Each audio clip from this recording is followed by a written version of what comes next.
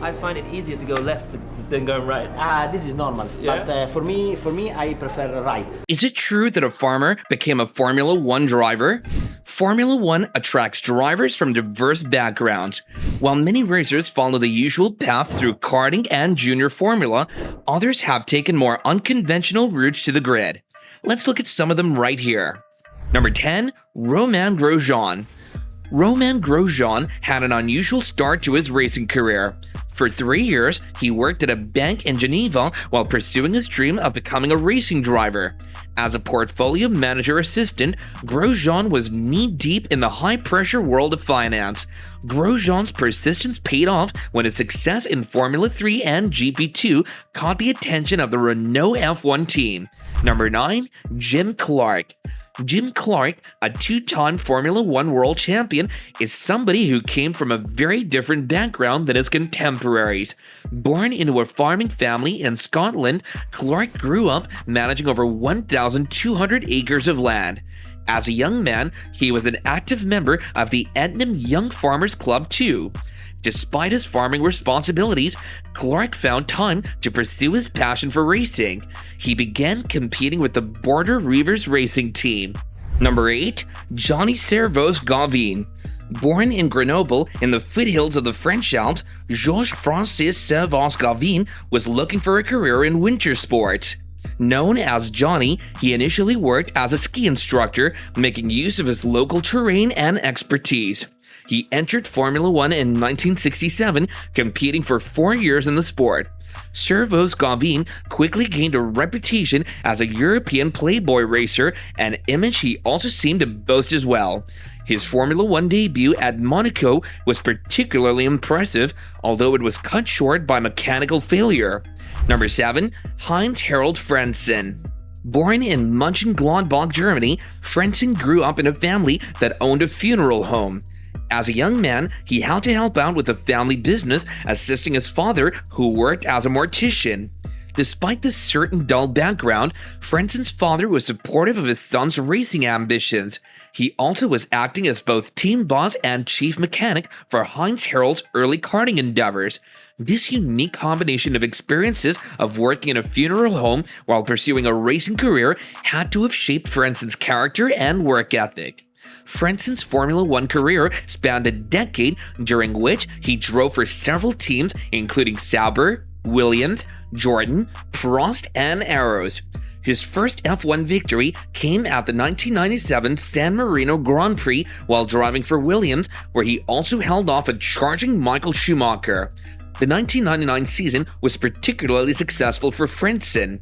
Driving for Jordan, he secured wins at the French and Italian Grand Prix, finishing third overall in the World Championship. After leaving Formula One at the end of 2003, Frentzen occasionally returned to help with the family funeral business, even when all of these were happening, is what rumors have it. Number 6, Giuseppe Nino Farina. Giuseppe Farina, known as Nino, came from a wealthy background in Italy. His family owned a successful coach building business, which could have provided a comfortable career path. However, Farina had other ambitions that led him first to the military and then to the racetrack. Before becoming a racing driver, Farina served as a cavalry officer in the Italian army.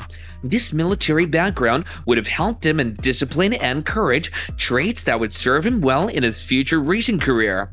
However, the shine of motorsport proved too strong, and Farina gave up his promising military career to pursue his dream of becoming a racing driver.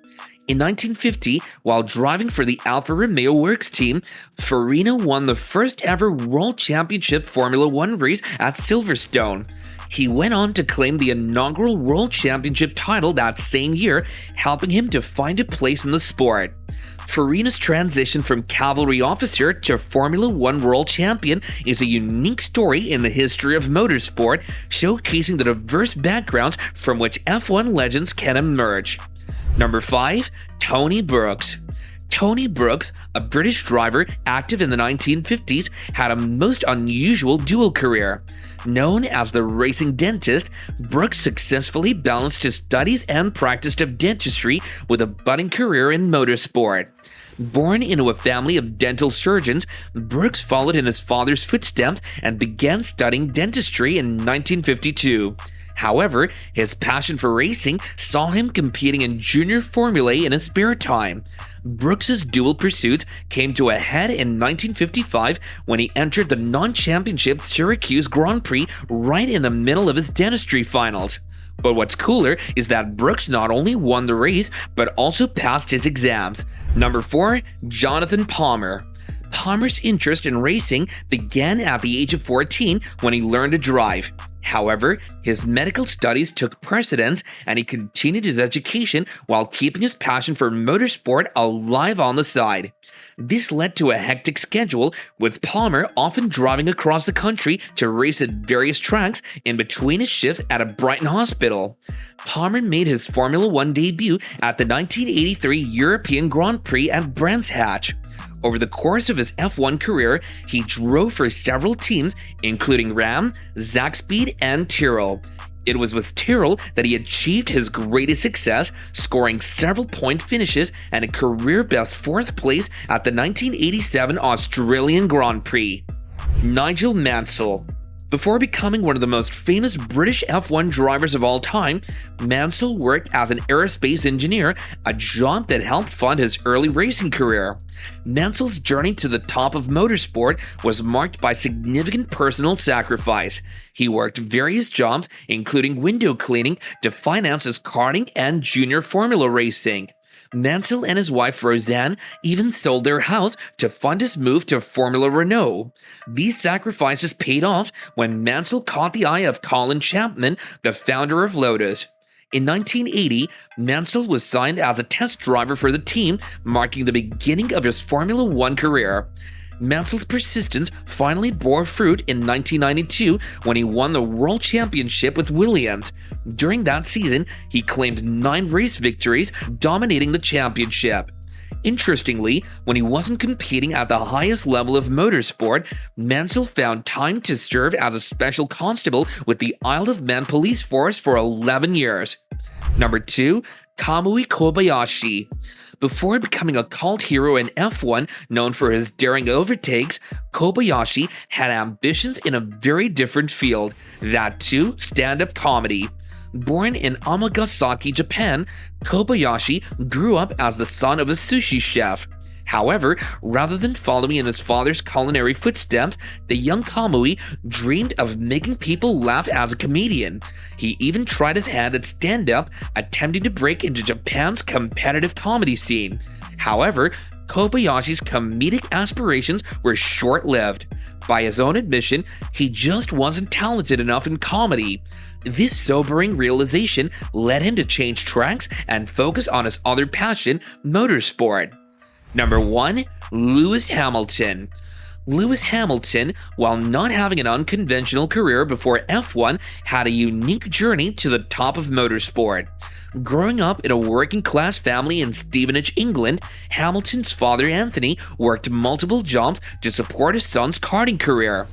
At the age of 10, Hamilton famously approached Ron Dennis, then team principal of McLaren, at an award ceremony, telling him, "I want to race for you one day." This boldness paid off when McLaren signed him to their young driver program at 13 as well. Now, which of the transformations do you think is crazy? Do drop your views in the comments section below, and we'll meet you again in the next video.